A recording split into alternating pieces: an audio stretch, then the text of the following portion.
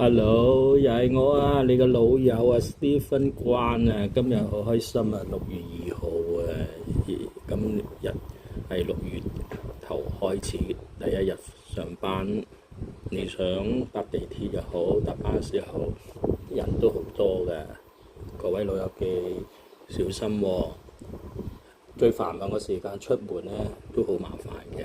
咁我哋先讓其他返工嘅人士先上車啦，我哋唔需要咁緊急、咁迫切去上車嘅。今日我哋咧都傾下嚟緊嘅日子點樣去計劃啦。上次都講到啦，我哋點樣去用翻利用我哋嘅時間啦，多餘嘅時間或空閒嘅時間，我哋都可以試下做一啲有益對身體、對自己、對社會都有啲好嘅效益嘅方法嘅。上次提過，我哋咪去希望可以揾啲知識課程去讀下嘅，咁呢樣嘢係好好嘅。咁大家可以聯絡或者上網問下啦。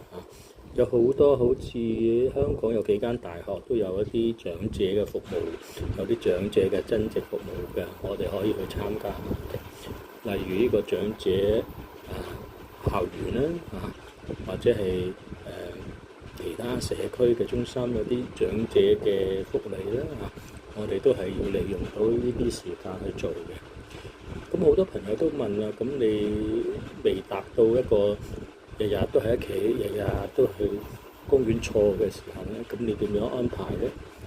好簡單嘅啫，你先走去學下用手機啦。手機對我哋嚟講咧係最貼身嘅、最簡單嘅科技。我哋先由最基本去學下佢先啦。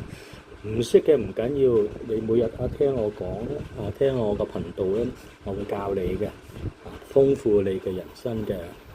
我都係長者，我都了解你嘅。我哋與時並進，好好地生活，千祈唔好諗埋一邊啦，好嘛？聽日咧就嚟緊星期二啦，我哋仲有好多話題同你傾嘅，好嘛？好，拜拜。